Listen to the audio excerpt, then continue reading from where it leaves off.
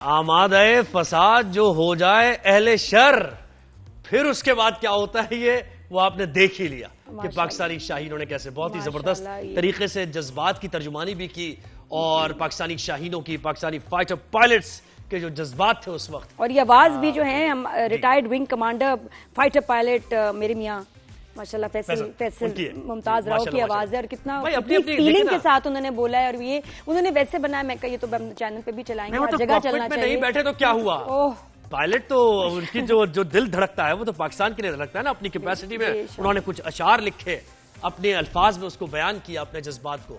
और नहीं लिखा नहीं, ये तो है एक मतलब जी बिल्कुल क्या कहते हैं तो शायद हमारी मिलिट्री वाली आवाज हो गई है टेक्निकल कि ये आर्ट वाली टर्म्स हम भूल चुके हैं, प्लीज एक्सक्यूज अस। लेकिन अब एक साइलेंट फोर्स के बारे में बात आवाज में बयान किया उस माशाल्लाह, ये तो है। तो जो अब जो साइलेंट फोर्स थी इस वॉर में, उस पर भी बात करते हैं। जी बिल्कुल बात करते हैं। हमें हमारे गेस्ट ने ज्वाइन किया, कॉमोडोर रिटायर्ड सैयद वज्जुल हसन साहब मौजूद है, डिफेंस एनालिस्ट भी हैं और नेवी से ताल्लुक है।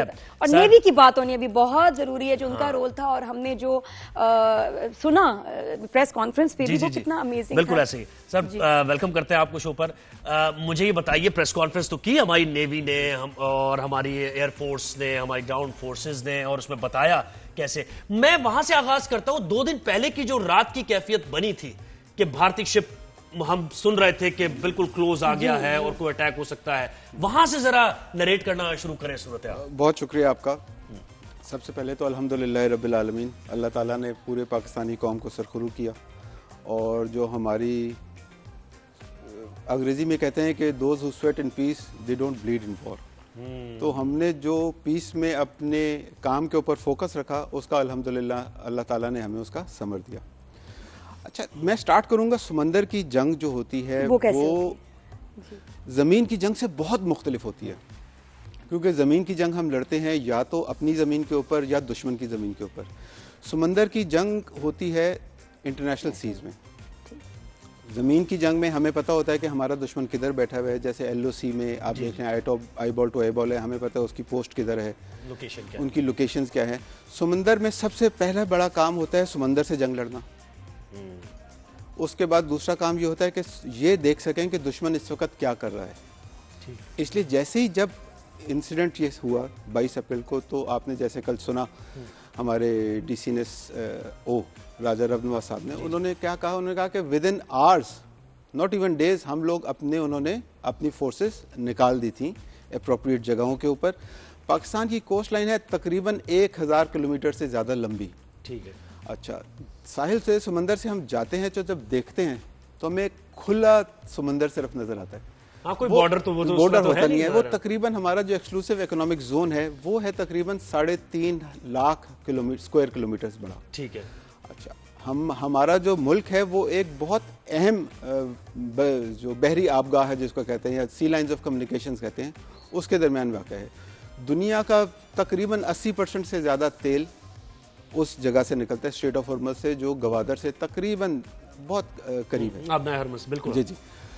अच्छा, अब जब हमने अपनी फोर्सेस डिप्लॉय कर दी तो उस वक्त हमें कुछ ख़तरात होते हैं। पहला ख़तरा ये होता है कि दुश्मन अपने जहाज़ भेजेगा और सुनगुन लेने के लिए कि हम हमारे एसेट्स किधर डिप्लॉयड हैं। ठीक।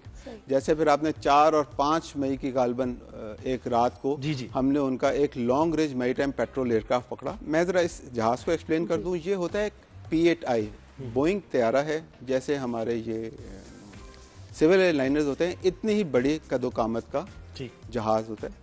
और ये इसके ऊपर सेंसर्स लगे होते हैं ताकि ये समंदर में जासूसी कर सकें, देख सके कि दुश्मन किधर है, बाकी जहाज़ किधर है।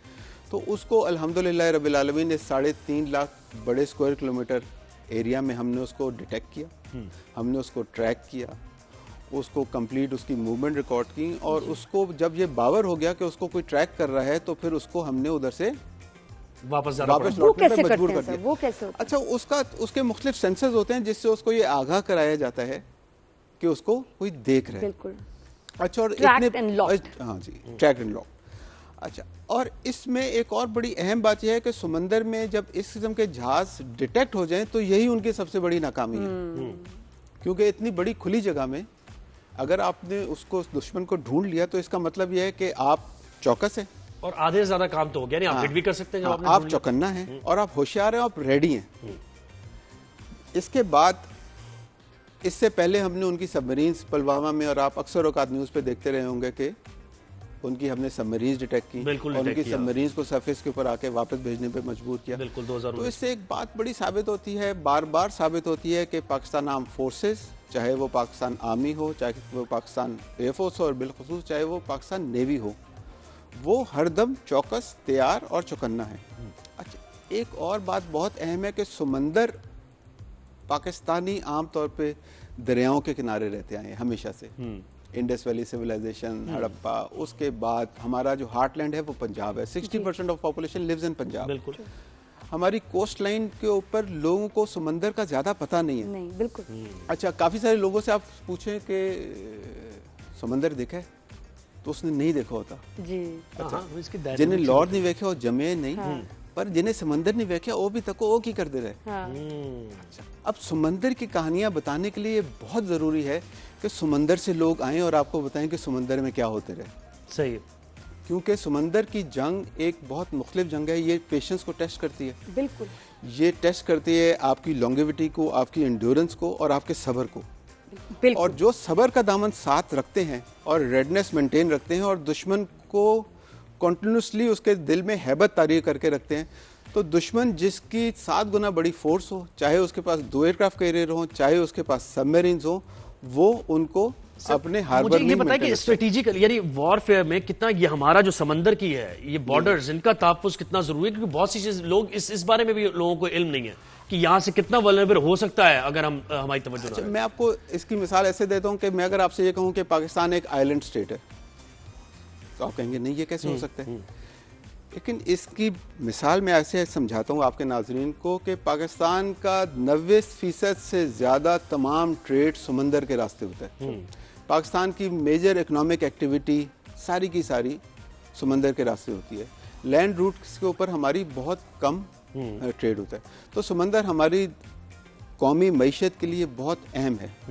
और हमारा गवादर पोर्ट वो कितना खलता है दुनिया को तो वैसे उससे इतनी प्रॉब्लम है, वो भी वल्नरेबल था। बिल्कुल ऐसे ही है, वो भी होगा। पूरी कोस्ट के ऊपर हमारा कराची पोर्ट कॉम्प्लेक्स, पाकिस्तान का इकोनॉमिक हब, वो अंडर थ्रेट था। उसके बाद हमारे अलोंग दी कोस्ट जो मुख्तलिफ आबादियां हैं, उसके बाद गवादर पोर्ट, सीपैक, वो बहुत अहम था और बहुत टारगेट के ऊपर था। क्लियर थ्रेट था, एक सीरियस थ्रेट था। बिल्कुल, मुझे तो लगता उसके था लिए इसको जरूरी उनको टारगेट बनाना हमने है। उधर तक पहुंचने नहीं देना, यही बड़ी कामयाबी होती है। इतनी मतलब आप लोगों की कमाल पेट्रोलिंग भी सर, और दूसरा है कि हमें अपने एयरक्राफ्ट का भी अंदाजा है कि कितने एडवांस हैं, आर्म फोर्सेस का भी पता है उनके पास क्या कुछ है माशाल्लाह। लेकिन नेवी हमारी जो वॉरशिप्स हैं वो कितनी एडवांस हैं? अच्छा, इसके लिए मैं जरूर क्रेडिट देना चाहूंगा और मैं ये जरूर बावर कराना चाहूँगा कि पिछले कुछ अरसे पुलवामा के बाद नेवी की जितनी कमांड्स आई हैं, और अब माशाल्लाह एडमिरल नवीद अशरफ साहब, इसके ऊपर बहुत फोकस रहा है कि हमने कॉन्टिन्यूस अपनी सलाहियतों को बरूकार लाने और बेहतर से बेहतर करने, ताकि हमारे पास सबसे पहली बात यह है कि हमारे पास डिटेक्शन कैपेबिलिटी बेहतर हो, और उसके बाद उस डिटेक्शन कैपेबिलिटी को हम बेहतर तौर पे कन्वे कर सकें कि हमारा थ्रेट किधर जनरेट कर रहा है, और उसके बाद हमारे पास ऐसे एसेट्स हों जो कि क्विकली जाके उसको रिस्पॉन्ड करके उस थ्रेट को न्यूट्रलाइज कर सकें। तो इसमें हमने नेवी की तमाम जो 4 डायमेंशनल फोर्स होती है कि समंदर से ऊपर हवा में एक नेवल एविएशन है, उसके अंदर बहुत एडिशन हुए, फोकस एडिशन हुए। उसके बाद हमारे जो सरफेस फ्लीट हैं उसमें एडिशन हुए, ताकि हमारे पास शूटर प्लेटफॉर्म आए जो क्विकली जाके दुश्मन यानी नेवी कॉम्बिनेशन है पूरी आर्मी का अगर कहा जाए, बड़े लो प्रोफाइल फंक्शन बिल्कुल करते हैं। इसमें एयर भी है, क्योंकि समंदर में इंसान समंदर में नहीं रहते।